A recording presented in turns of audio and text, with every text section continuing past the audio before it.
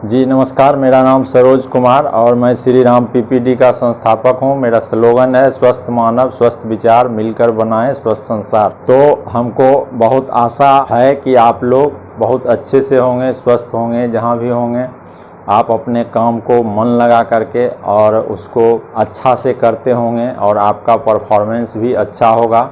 Corona काल में हम लोग किस तरह से उस दूरी को मेंटेन करते हुए और किस तरह से अपना काम कर रहे हैं, ये सब भी हम उम्मीद करते हैं कि आप लोग अच्छा ही रहेंगे और उसको मेंटेन रखेंगे। तो आगे हमें आप लोगों को आज एक कुछ इन्फॉर्मेटिव चीज़ के बारे में चर्चा करना है।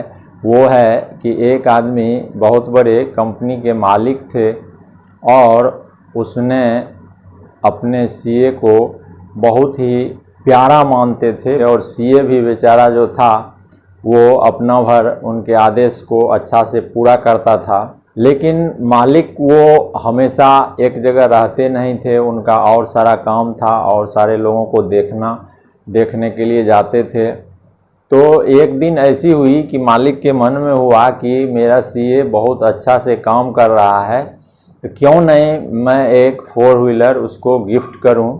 उन्होंने ऐसा ऑप्शन दिया और बोला कि जाओ और एक 4 व्हीलर परचेज करो और तब फिर आना। उसमें क्या हो गया कि जब वो ओनर बाहर रहते थे तो उस बीच में बहुत सारे लोगों से उस सीए को संपर्क हुआ और उस सीए को कुछ न कुछ वो साइड के लोग जो थे अपना प्रभाव डालने लगे और प्रभाव डालते डालते वो पूर्ण रूप से प्रभाव डाल दिए। और जब गाड़ी खरीदने की ऑप्शन आई तो वो बोला कि हाँ ठीक है जाइए। तो जब शोरूम में गया तो शोरूम में उसका भी मालिक होता है।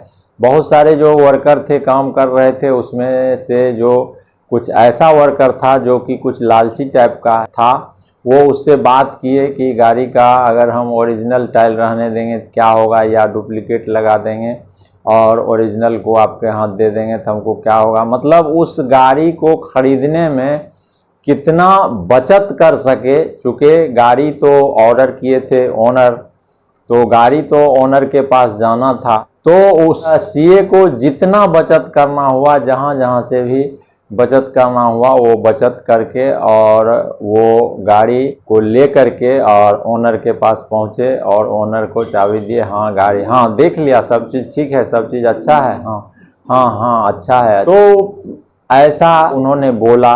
लास्टली में ओनर बोले कि चलो सब चीज़ ठीक है, तुम बहुत ईमानदारी से काम करते हो, ये गाड़ी आज से तुम्हारी होगी और ये चाबी तुम्हारे लिए है।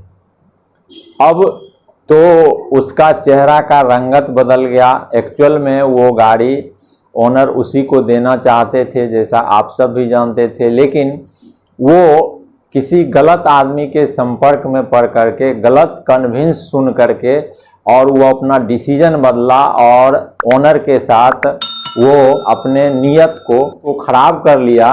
और ख़राब करने के बाद अंत में उसका जो खामियाजा भुगतना पड़ा वो केवल और केवल उसी को भुगतना पड़ा।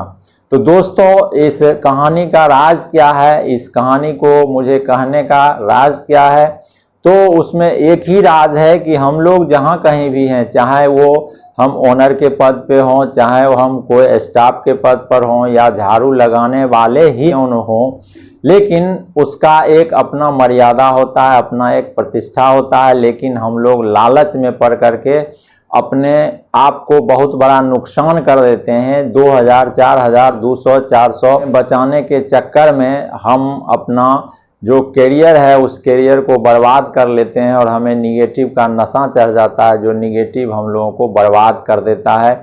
और कन्विंस करने वालों को तो यही है कि किसी तरह से अगला आदमी बढ़िया से जो रोजी रोटी कर रहा है, ये कर रहा है, उसको किसी तरह से बर्बाद करो ताकि वो हमसे आगे नहीं हो और हम जिस तरह से रह रहे हैं उस तरह से ही रहे, उसका लाइफ स्टाइल कुछ ऐसा दिखे नहीं, स्मार्ट नहीं दिखे।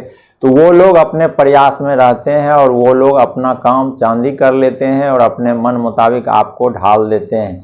लेकिन अगर आप समझिए कि आप अपने मन मुताबिक अगर लोगों को ढालना शुरू कर देंगे तो आज कहीं कोई आदमी को कोई बंदूक नहीं उठाना पड़ेगा, कोई बैंक नहीं लूटना पड़ेगा, किसी को किसी का फसल नहीं काटना पड़ेगा, किसी को अपने माँ बाप को कहीं वृद्धाश्रम में नहीं डालना पड़ेगा, अपने बच्चे को कहीं कोई अनाथालय में नहीं डालना होगा।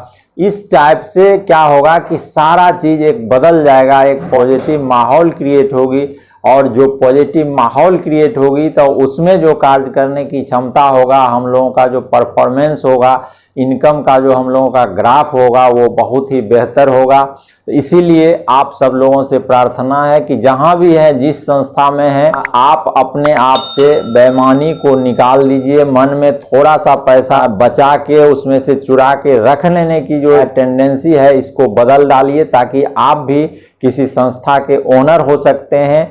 और ओनर होने का वो जो ऑप्शन है, उस ऑप्शन को पहले ही खो देते हैं। हम चाहेंगे कि आप सारे लोग ओनर बनने के लायक हैं, तो अपना व्यवहार जहाँ भी रहें वो अपने कर्म को कर्म करें और उसको कर्तव्य के रूप में लें और उसको अच्छा से निभाएं। बाकी अगर आपको लग रहा है कि हमें बहुत टैलेंट हो गया, हम बहुत तेज हो गए, तो हम उनसे बात कर लेंगे, ओनर से बात करके हम अपना रिजाइनेशन देंगे और हम अपना राज स्वयं चलाएंगे। जहां हमको अच्छा लगेगा, ये अच्छा लगेगा। तो थैंक यू।